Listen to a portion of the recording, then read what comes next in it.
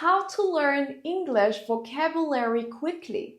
If you struggle to learn English vocabulary quickly, then this video is absolutely for you.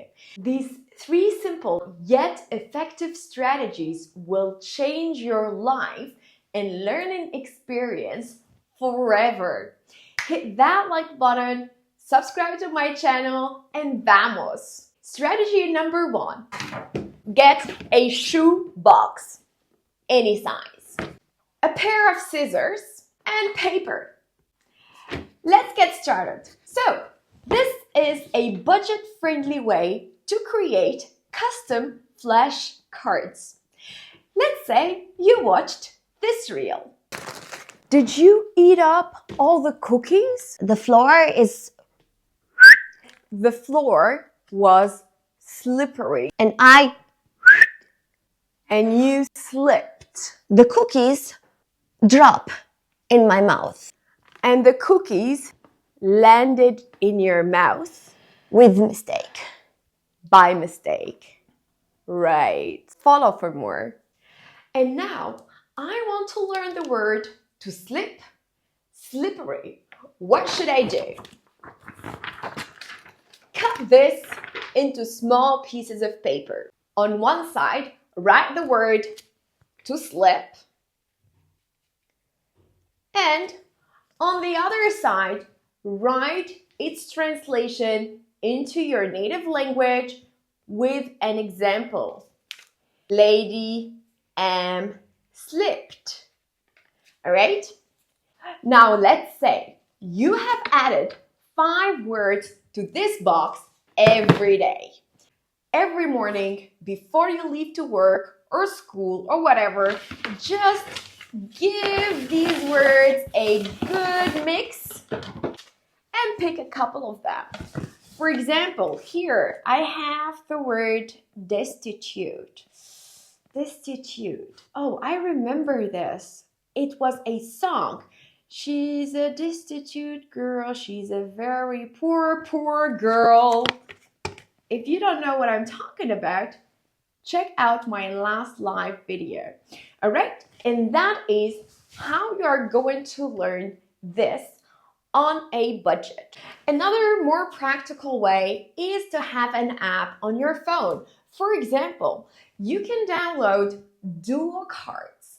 I love this app because it enables you to create your custom list. I'll show you here how to do it. And it will be available for you everywhere, on a bus, at work, or, when you're stuck for hours somewhere. Or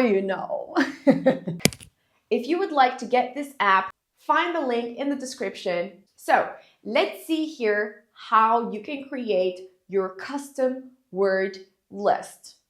You simply add the word, add the translation, and add an example. And then afterward, every day, you can check and review the words that you learned before. Slippery. Also, you can have some listening practice, grammar practice, reading, and so on. And if you find a word that you do not know, then you can also add it to your list and study it later on. All right? So I hope this was useful for you. So that was our first strategy. Let's continue with our second strategy. It's called create and using mnemonic devices. What? Mnemonic devices? Don't worry, it sounds harder than what it actually is. In reality, it's pretty fun. What you're going to try to do is to create a funny phrase or story that will strengthen the connection between the word and its meaning, okay? I personally find this technique especially effective when I need to recall words that are hard to spell. Let me give you an example. I would like to remember how to spell and pronounce, because it's tough, the word career. This word reminds me of the following words. A car that I need to drive to work, and beer, a beer afterward to relax. Beer, car, beer, career, career. What do you think about this?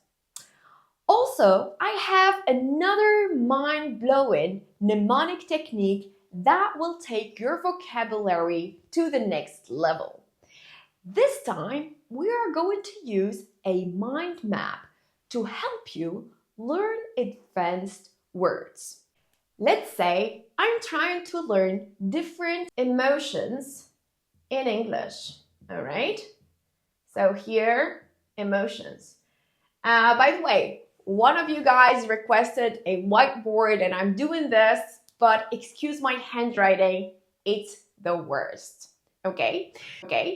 So let's think of different emotions that we know. Let's say, for example, here we have happy, all right?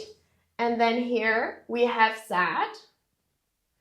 Of course, this depends on your level. I'm going to show you how to learn easy words and their difficult, more advanced synonyms, okay? Then we have here excited, angry, and we can add also the word surprised, okay? So these are the 5 words that I'm going to try to learn. So how am I going to remember happy? I'm going to add a happy face next to it. Yeah? The same. For sad, I'm going to have a sad face. Excited, you guys know that emoji with the star eyes, like the star happy eyes, like woo, excited. Then let's say for angry, I'm gonna have fire here, yeah? Like I'm angry, fire. Whoa, that's my fire, all right? Guys, let's say we're gonna have whoa eyes, all right? I'm surprised. Now, I'm going to try to learn their advanced synonyms. So, the advanced synonym of happy is ecstatic. Ecstatic. So what I'm going to do, first of all, I'm going to remember it because it's next to happy, and I might want to add many smiley faces. And then I remember that ecstatic means very happy. And now in my brain, they are connected. Next one, for sad, we're going to learn an advanced synonym that is melancholic. Okay? And here again, I remember it because it's next to sad, and also I'm gonna add more sad faces. For excited, I'm gonna write here thrilled and add some more, excited smiley faces and maybe like with the jaw dropping. And for angry, we're gonna have enraged, and we're gonna add a lot more fire, I don't know, whatever, like maybe like this is an enraged face. And then you're going to remember this forever. Trust me, it is unforgettable, okay? So after today, for example, try again and you will see after this lesson that you will not forget these words. You can do this with almost everything. Think of a striking association or an image for each word and draw them next to the circles. So our aim here is to construct a vibrant mind map, and you will visualize these synonyms and also establish powerful connection between them, the synonym and the word. And whenever you think of an emotion, multiple synonyms are going to effortlessly come to mind. Okay, so all you need to do, grab your art supplies and start crafting your own mind map Strategy. Instead of learning isolated words, just words like that, try to learn vocabulary in context. Read books, articles, or watch movies and TV shows in English. This way, you will encounter words in their natural usage, which will help you understand their meaning and usage better. So the next time you're going to use these words, you kind of know where to use that word instead of this word, okay? Let's practice that together. I would like you to listen to this short story and you will understand what I mean, okay? In the vast African savanna, a young lion cub named Leo found himself in a dangerous situation. As he was resting under a tree, a pack of wolves surrounded him. Fear gripped Leo's heart, but he refused to go down without a fight. Leo let out a mighty roar that echoed through the landscape. The sound was so powerful that it startled the wolves, causing them to retreat in fear.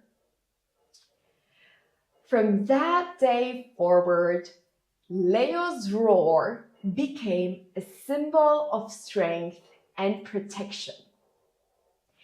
Now, guys, I don't know if you know the meaning of the word roar or pack, but based on my story, I said he let out a roar and the sound and so on. And it's a lion, right? It's a baby cub. Can you guess the meaning of a roar? Exactly. Roar! Roar! That's the sound of a lion. I also used a pack of wolves. Now, you know one wolf, and then you hear a pack of wolves.